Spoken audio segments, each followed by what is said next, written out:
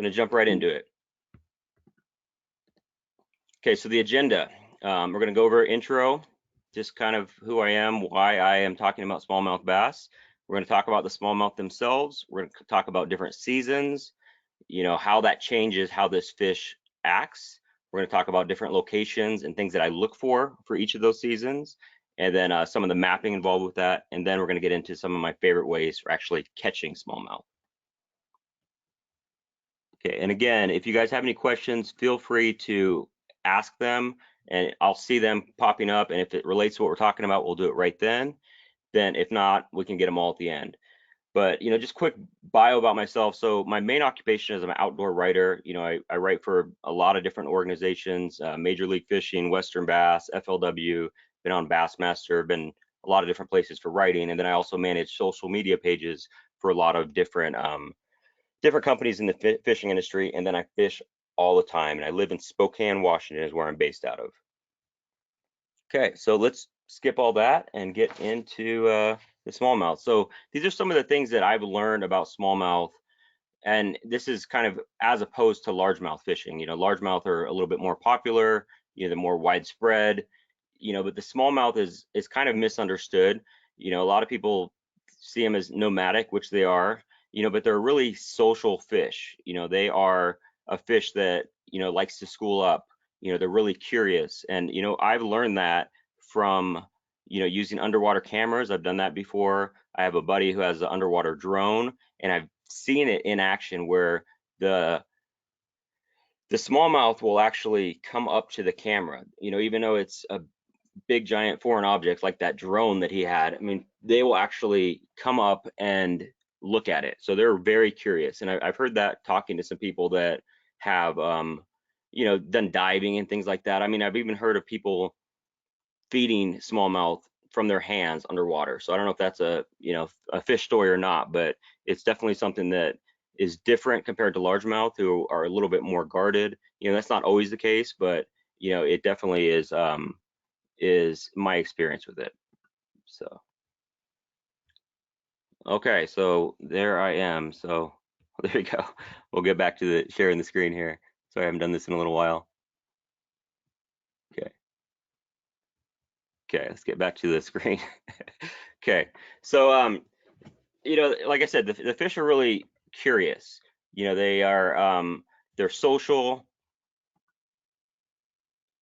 Okay, I apologize for that. Okay, so they're a really curious fish. They are a fish that likes to school up. They like to follow and inspect.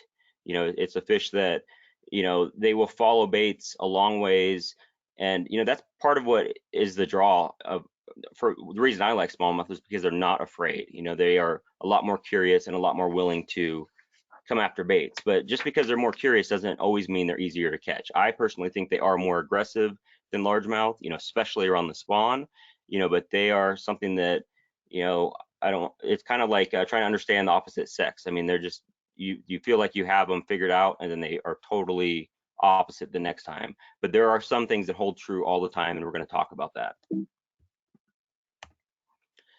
So it's kind of all similar type stuff. They're nomadic and misunderstood. That here today and gone tomorrow, especially when people are talking about, catching them in a tournament situation. That's something that is, you hear about it all the time, where people find a good school of them in practice for a tournament, and then they're gone when they come back.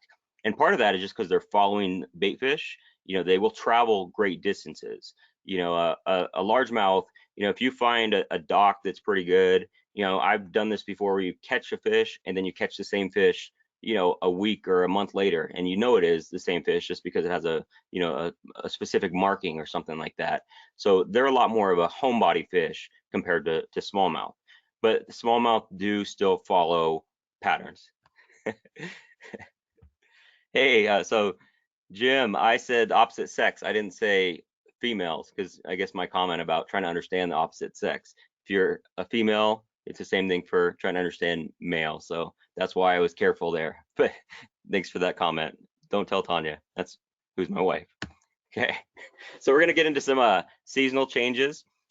This picture is actually from the fall, which is by far my favorite season, which we'll talk about extensively. So first of all, we'll talk about the pre-spawn. Where I look, biggest thing is just finding the food first. Whether it's crawfish, whether it's perch, whether it's shad, whatever it is, finding the food is key. And really that's pretty much important for any fish any time of year, but it's especially true for smallmouth during the pre-spawn.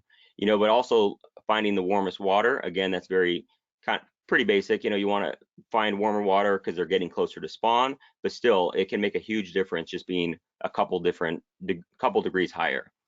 What to look for, generally this time of year I'm focusing on rock, and there's other times when it's sand, but rock this time of year, because it's going to hold heat. There's a lot of benefits for fishing around rock this time of year. Some of the go-to baits, crankbaits, red crankbait is awesome. Jerk baits, tubes. I mean, those are some of the really good baits for the pre-spawn period. So here's a picture of the Navionics app. This is actually from Lake Coeur d'Alene, which is in Idaho, and I fish there all the time. So like I was saying, you want to look for rock, but another big key is finding flats. Like you could see here. I don't know if you could see my cursor, but kind of right out in front of this dock. That's a big flat that comes out. It's kind of a community hole area, but it's a really good pre-spawn spot for smallmouth.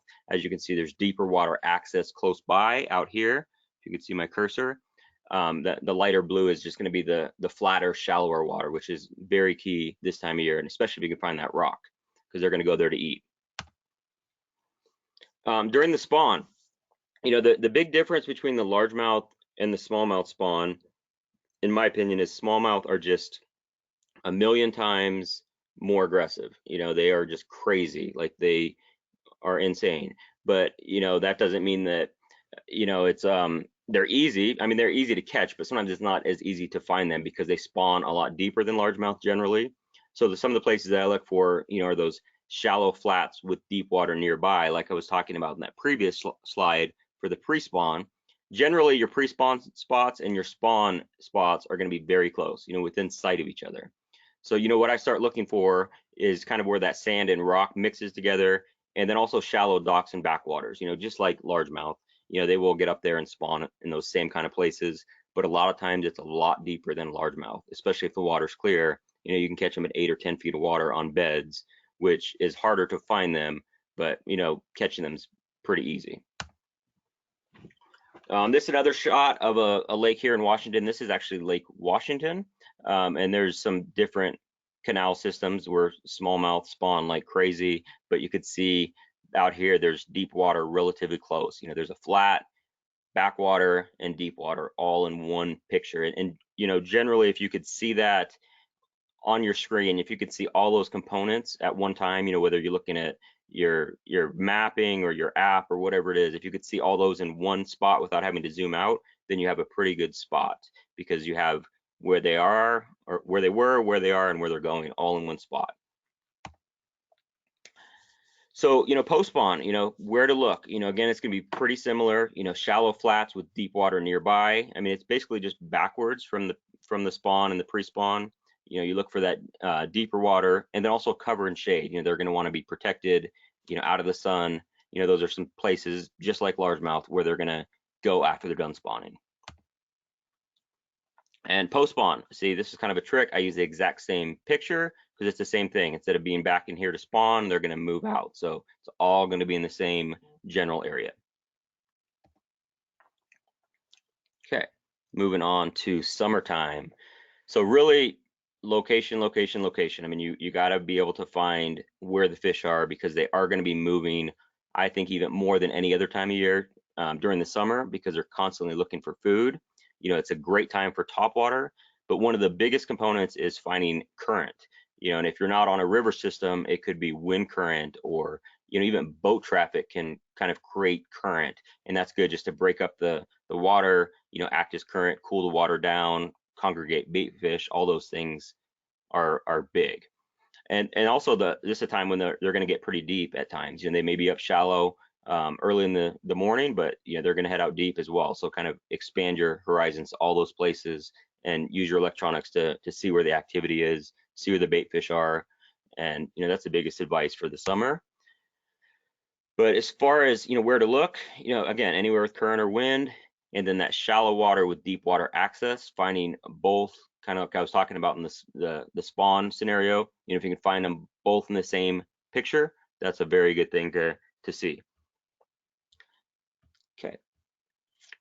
And then, you know, kind of moving on to some of the specific types of things, you know, what to look for on those electronics, you know, grass lines, bait fish, that's always going to be a good indicator that smallmouth are nearby. Humps, deep points, deep water, you know, those are just some kind of high percentage areas for the summertime. So this is another local spot. This is actually Banks Lake, which is in Washington as well. Now, I just picked this picture because it has a lot going on here. You know, you could see there's a hump out here. There's, you know, big giant flat. You know, there's deep water all over the place. There's another flat over here. There's some islands. There's a long underwater point right here. You know, there's just a lot going on in this picture. And, you know, that's, again, it's all in one view where you can see, you know, the shallow water flats that they're going to go to in the morning to feed, and then the deep water that they'll kind of hang out in afterwards. So if you, again, if you can find all those components that you're looking for on one quick glance, you have a good spot because you don't have to drive around looking for them. All right, so fall, like I said, this is by far my favorite time to fish for them. Big fish, big appetites, and it's also kind of mini seasons, kind of like the spring and the spawn, how we always talk about pre-spawn, the spawn, and post-spawn. And you know, it's kind of two different seasons, so early fall and late fall. But I got a quick question from John, so I'm going to take a quick break on that. So he says, how deep is deep? So that's a great question. It's really relative to where you live and, you know, how deep you're comfortable fishing. But I consider 20 feet to be deep, 20 feet and deeper. You know, I think, you know, if you live in areas that the deepest part of the lake is 20 feet, that's like very deep. But I think generally 20 feet would be deep, and it's still close enough where they can get up to that 5 to 10 foot zone and still back out pretty quickly. But I've caught smallmouth much deeper than that, but I'd say 20 and over is deep. Good question. All right, so like I was talking about, there's many seasons, early fall and late fall, and I think they're completely different. Just like the pre-spawn and the post-spawn are a lot different, you know, so are these mini seasons here.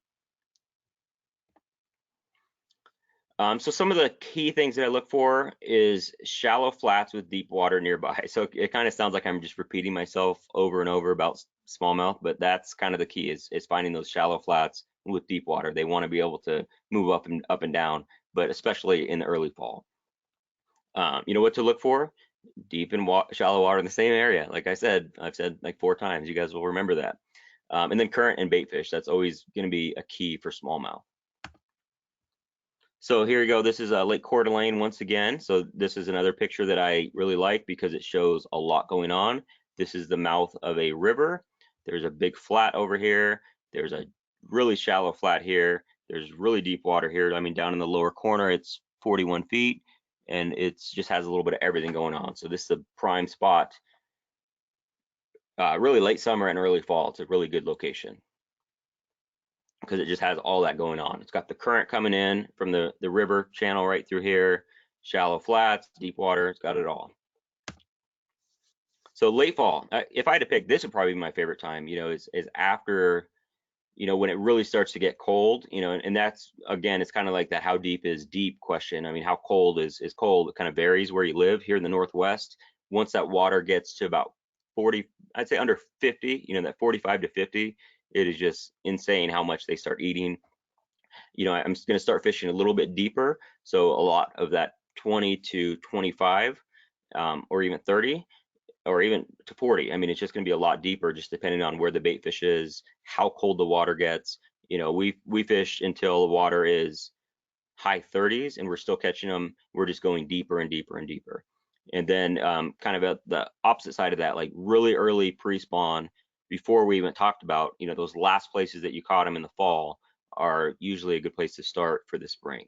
It's just going to be a lot different because they're a lot more lethargic instead of, you know, I always kind of think about it where, you know, 50 degrees is completely different based on the time of year. So if the water is 80 and it gets to 50 all of a sudden, you know, that's like a huge change, or, you know, even like 60 to 50, but from 40 to 50 is warms up. So it's going to be a different, the fish are going to be in a different mindset. Instead of, you know, they're not all winter, they're just waiting for it to warm up and they just want to spawn. Where in the fall, as it's coming down, they just know they have to hurry up and eat. So it's just depends on the time of year there. So what to look for: deep water, rocky banks, deep water nearby, and then bait fish on the graph. So again, that's always a key, no matter if it's shad, if it's perch, if it's small bass, or whatever they're eating, kokanee. I mean, I've been in all those scenarios with smallmouth, and generally, if you could find bait fish, you're going to find some hungry smallmouth close by if they live in that body of water. So this is another one of my favorite lakes. This is Long Lake, also called Lake Spokane. It's outside of Spokane. This is where a lot of my big smallmouth have come from.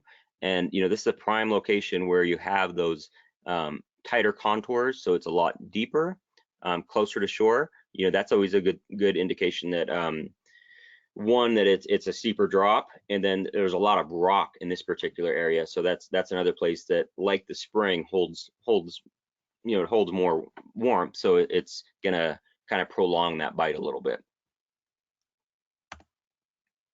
Okay, so winter, you know, late fall, early winter, it's kind of just like what I was talking about. You know, it's a different approach for, you know, as it transitions to get colder versus as it gets warmer. You know, and this is also a time when it really turns to more like a multi-species approach, which, you know, may not make sense, but I use a lot of techniques and, you know, methods that are more in tune with like walleye fishing or trout fishing, things like that. You know, so talking about like blade baits and spoons and, you know, all these metal baits or hair jigs and things like that. You know, those are baits that, you know, you'll catch anything that swims there, but you know, you kind of switch that versus the standard bass gear, you know, as the water gets cold.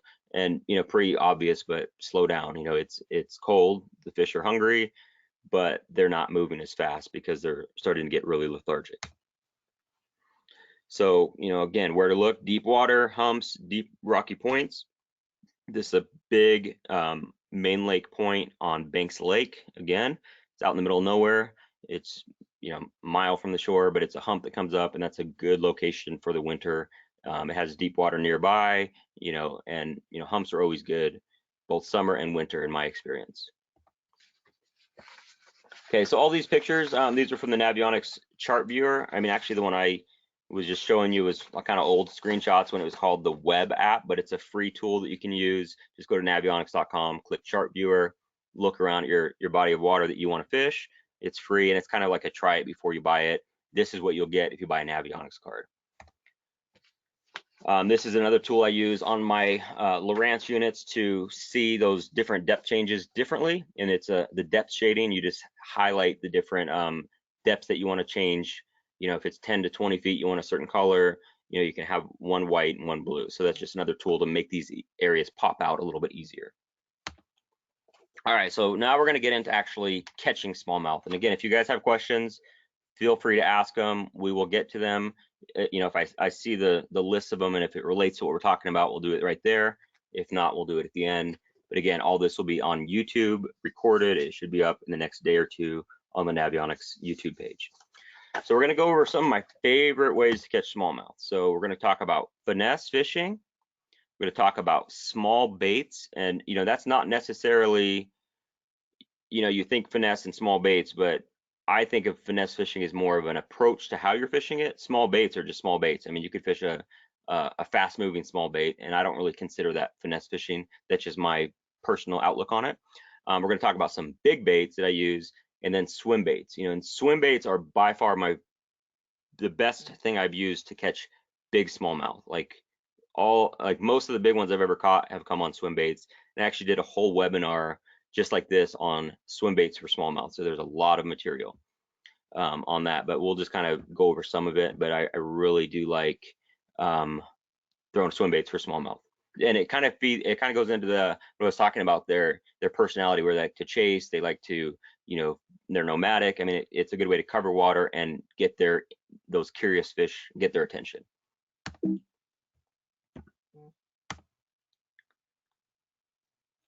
Okay, so when I'm talking about finesse, you know, the big four, you know, as I like to think, is a drop shot, which is another bait or technique that I've caught some really big smallmouth on, shaky head, Nico rig, and Ned rig. And I want to say the Ned rig is kind of creeping up on the drop shot for me, and I've always drop shot fished like probably more than any other technique, but the Ned rig is really creeping up.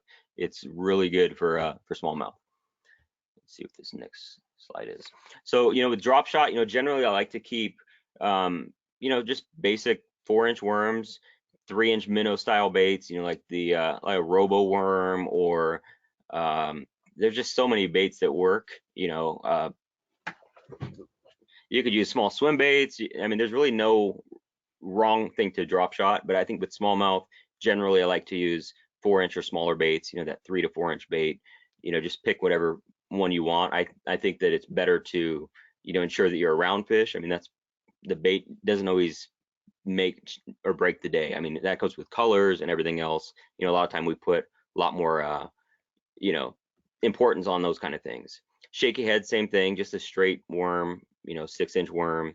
Nico rig, Yamamoto Senko, it's hard to beat that, but there's a lot of good Nico rig baits, and it's actually technically called the Neko rig, which I was corrected by someone who, that's how they say it in Japanese, so the Neko rig, but I still call it Nico. Ned rig, like I said, I use that a lot.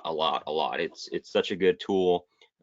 Just basic Z-Man 3-inch, 3.25 inch or whatever that is, or I think it's 2.75 inch, the TRD green pumpkin. It's all you need. So video game fishing, this is another topic that I did a whole webinar on, but I'll just kind of breeze through a little bit. This is more of the summertime and the late fall and winter. It's basically using your graphs to see and drop to fish. Baits could be drop shot, spoon, blade baits, and anything that's vertical.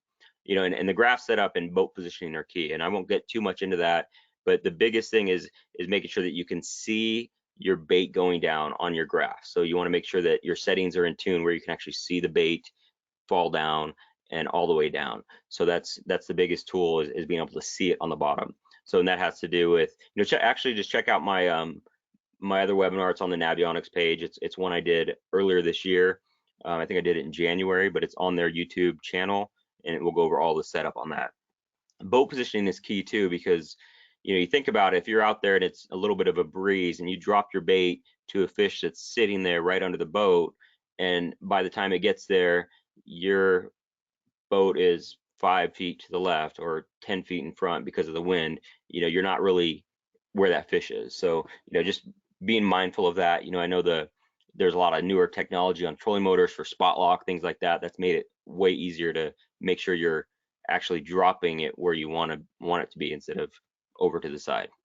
So just pay attention to that. It's pretty obvious, but a lot of people don't think about it. People I've talked to about it. Video game baits, generally just baits with less action, that are going to drop faster. I really use a lot of heavier weights to get down in the zone quicker, 1/2 ounce, 3/8, and even an ounce for my drop shot weight. You're not casting it, so it's no big deal. Just drop it down there. It's going to get down there a lot quicker and get that reaction bait. You can see here's a Ned rig, which I've really become a fan of for video game fishing as well. This is the biggest head I've been able to find. It's a 3/8. This is actually the big TRD, which is it's not even that big. It's like 4 inches. But blade baits, jig and spoons, and ice jigs are other great tools. These are awesome ways to catch smallmouth during those times of year that I mentioned. Okay, so this is what you should be able to see on your graph. You could see your line going down, see your bait moving. This is actually the blade bait. That's why it's all crazy zigzags down there. And then you could see it caught one, pulled it up real quick. It wasn't very big. That's why it didn't make that big of a mark. But this is what you should be able to see on your graph. And you could just, look at some of the clues. It's 48 feet, 46-degree water. This is definitely a late fall, time of year when I was doing that. But it's a great way to catch smallmouth. So like I said, small baits, just because they're small doesn't necessarily mean they're finesse. I mean, they're kind of finesse, but things like spy baits, I really don't throw them enough, but they are such a good tool for smallmouth. I mean, if you look at the FLW tour last year, Chad Grigsby had almost 100 pounds for 4 days on a spy bait. That's crazy how big that is, almost a 5-pound average with spy baits. I don't use them enough, and I need to, but it's a great way to catch smallmouth because they are so interested in wanting to chase. So it's something that I should try more, and if you haven't, you should try more too. It's a good way to catch them. But it has to be clear water. I mean, that's one thing that really does make a difference, is being able to them to be able to see it, because it is so small, it doesn't have much vibration. You need that clear water.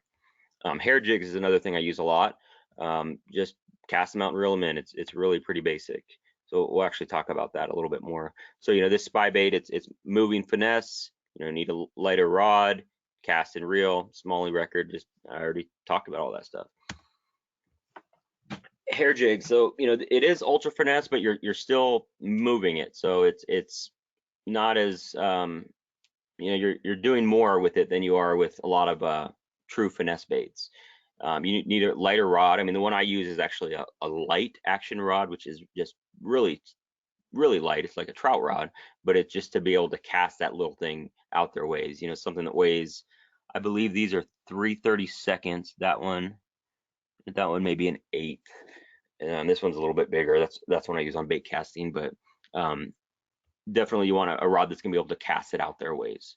Cast out and reel. You can see small bait but big bass. I mean, this one actually here is the fighter fly. It's the Seth Fighter one, and he catches giants on it. I mean, it's a cool bait. You can see this is one I caught like this. I think this is the first time I tried this fighter fly and caught that one on it. So yeah, they definitely work. So big baits. So you can see here, this is actually a 6-pound smallmouth. Even it's really fat, but you can see how big that bait is. I mean, that's a 130 size jerk bait. I think I have one over here somewhere. But yeah, it's giant. So it's 6 inches long. But yeah, smallmouth, big bait. Don't let their smallmouths fool you. I mean, especially when you have treble hooks involved. I mean, you can catch some really big smallmouth on giant baits, and even catch little smallmouth on them. It's kind of surprising what you'll catch with big jerk baits, big top waters, big giant deep diving crankbaits.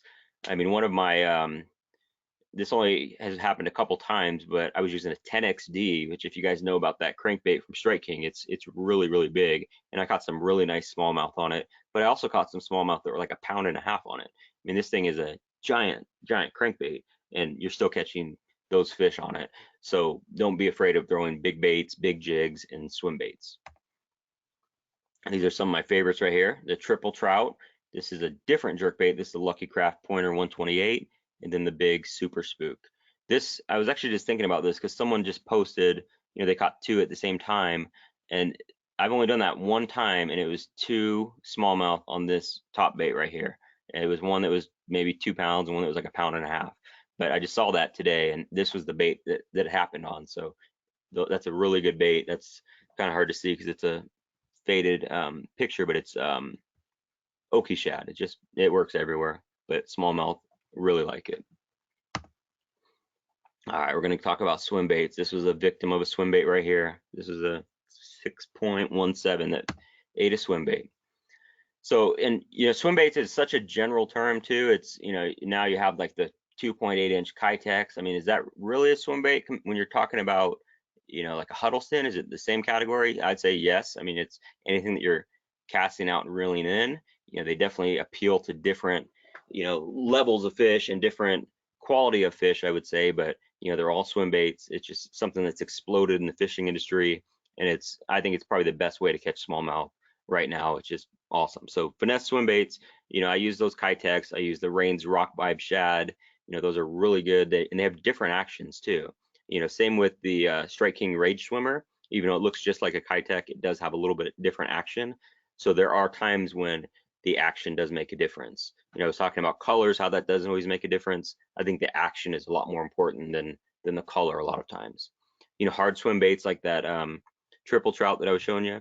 And then there's tons of different soft plastic versions. There's some that are weighted inside. There's some that you can just throw on a jig head, some on a swing head. I mean, there's a lot of variety there. And I'll go over a couple of my favorites here in a second. I do see a couple questions popping up, so let's take a second here.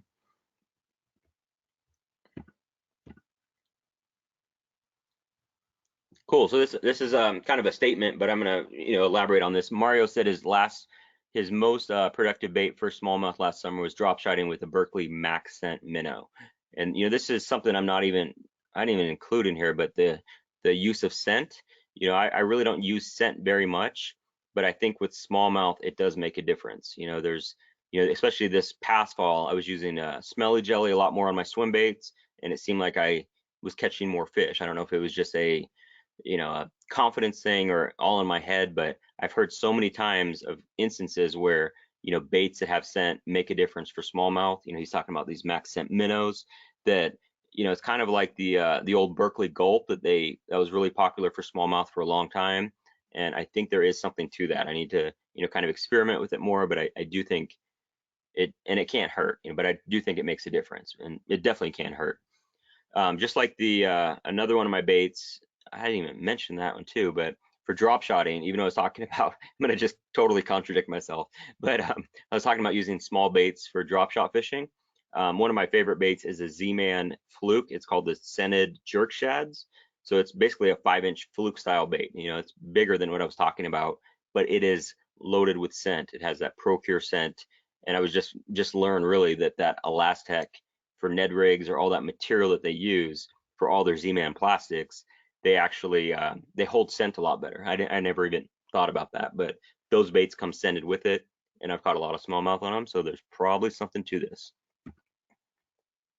Okay, good statement there, Mario. Okay, then we got another question we'll save for the end here. But yeah, let's jump back into the swim baits. I keep getting sidetracked a little bit. So Swimbait colors. So there's two ways to do it. You can either match the hatch, which is tried and true, or just go crazy. You know, smallmouth do like bright colors.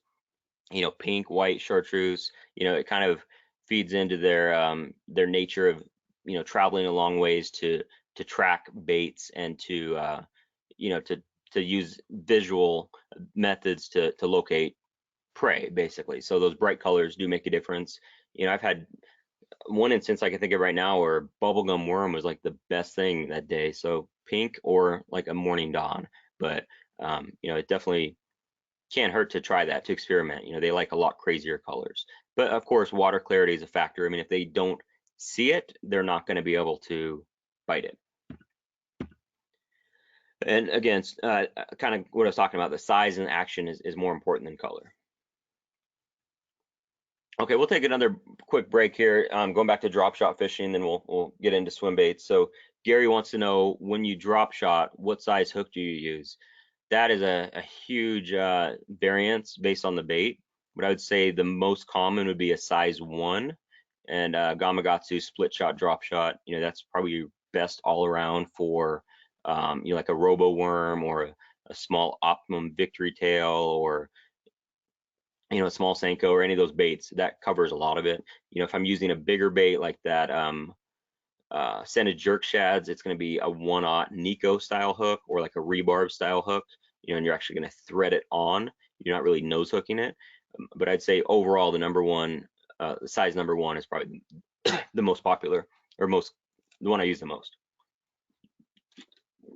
But good questions, guys. We'll get back into swim baits. We keep going drop shot swim bait back and forth, and not a bad 2 lure types to talk about.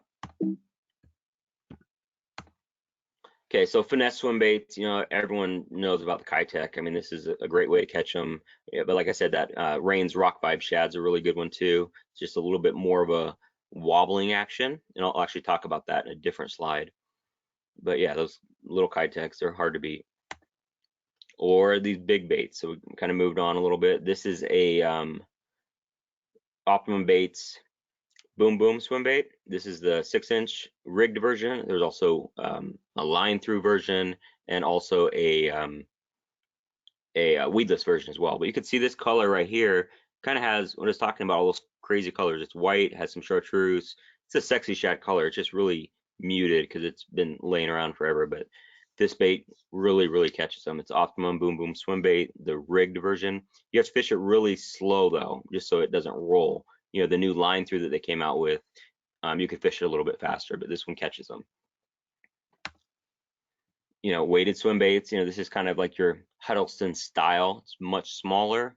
This particular one, this is a live target. Had some good days with it. This little trout pattern, it's like a 4.5-inch bait. So here's that Rains that I was talking about. And one of my favorite ways to fish it is on a swing head and a football head. And this is just allows you to fish it a lot deeper. You could keep it near the bottom. There's a lot of cool uses for this, and you could use it with any swim bait, but it just kind of gives you a different approach on the bottom, gives a different wobble. I do that all the time. Oh yeah, I guess we're basically done. This is it. So we'll get into the rest of the questions, but so follow-up questions, like I said a couple times, this is recorded. It will be on the Navionics YouTube page, but if you have any questions, this is how you can reach me, all my social media stuff. Yeah, so if you have any questions, just let me know. But we're gonna go ahead and jump into the questions here.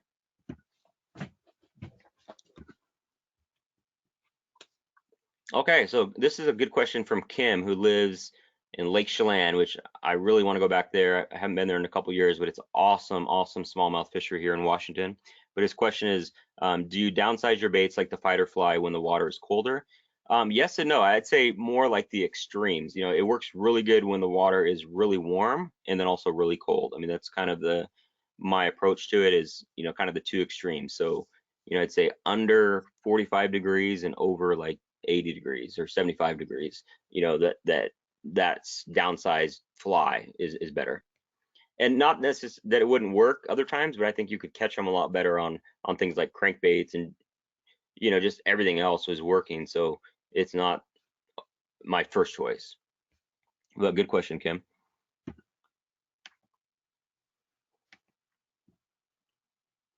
Okay, so this is a question. This is kind of local from John. He wants to know if you have any advice for wintertime big river smallmouth. He's talking about like the Willamette and the Columbia, Washington, Oregon. And I'd say, I really haven't fished down there enough, especially the Willamette. I've never fished there, but anytime in the winter, that blade bait is going to be really hard to beat. I was actually when was it, early May, I was on the Niagara River in New York, which is completely different part of the country. But the blade bait was by far the best way to catch them because it was cold. And if you're talking winter time, it's hard to beat a blade bait. You could buy a silver buddy, you can buy a Demiki Vault, you can pour your own. I mean, there's so many blade baits out there. And plus, you're gonna catch some big walleye on it too, which is awesome.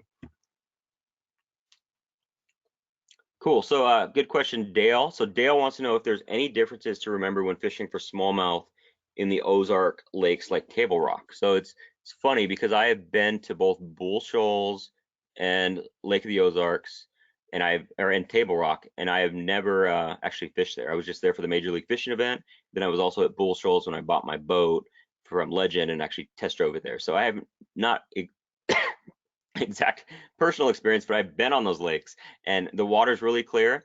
I do know that it's smallmouth, so finding areas with rock, bait fish, deep water access is something that's going to hold true everywhere. And it looked like there was a lot of smallmouth in there from that last Bass Pro event. There's quite a bit. So nothing really, any differences to remember. I mean, I think for the most part, smallmouth or smallmouth. Cool. So this is a good question from Jim, and it says, with the swing head with the swim bait, you reel it very slowly and keep it on the bottom and use it on the humps with rock situation. Yes, definitely. I want to keep it near the bottom because I think that because it's the way it's hooked, you're not using an exposed hook, so you kind of sacrifice a little bit on the hook setting. So if I'm going to be fishing it in the middle of the water column, I'm going to use an exposed, open, basic jig head swim bait, just a regular jig head. But with the benefits of the swing head is you can fish it on the bottom. It doesn't hang up as much. The bait's Texas rigged on there. So yeah, for that situation, definitely keep it near the bottom.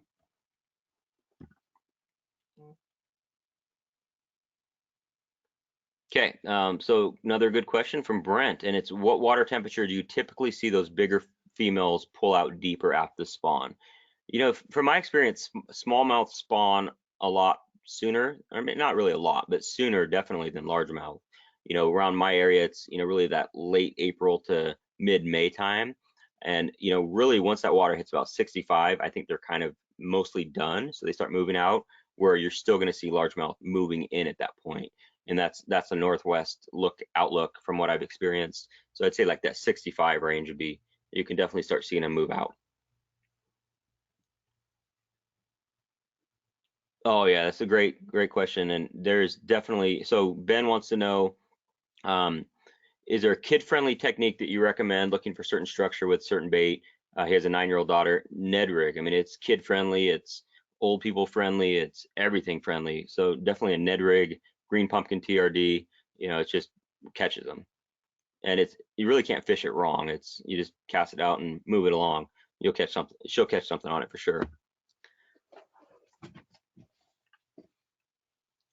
Okay, so Josh wants to know if, you know, when fishing for a smallmouth with big swim baits, are you fishing for just a few bites, like HUD fishing, or, you know, kind of comparing it to like largemouth, like they do, like the big trophy hunters? Yeah, you're definitely going to get a lot less bites, but you still will catch aggressive smaller fish, which is the second part of his question.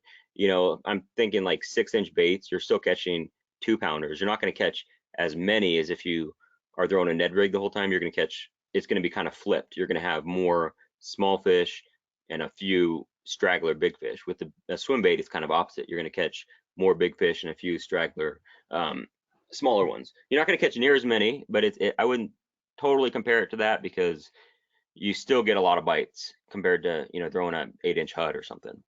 But yeah, good question. But you do definitely have to change your mindset a little bit, and not worry about getting bites. You know, it's, you're still going to get them, but you just have to just keep throwing it, basically. You know, like especially with that. I'll go back to that real quick. So this day when I was using this bait, I threw it for most of the day, and I actually caught 2 fish is all I caught on it, but they were a combined 10 pounds. It was a 4.5 and a 5.5, so it was definitely worth it. But I had a lot of little ones nipping at it, but actually catching them, I only caught 2 that day. But yeah, it is definitely a little bit different approach, but you're still going to get a lot more action than throwing a giant Huddleston all day.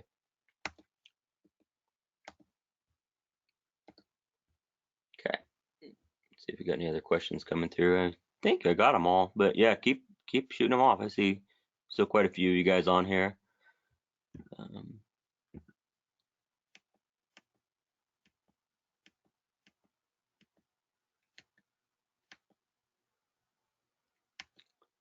Yeah, so again, all my contact information is right here. Feel free to, you know, send me a follow-up, follow me, send me a message, whatever you want to do. I will definitely do my best to get back to you quickly.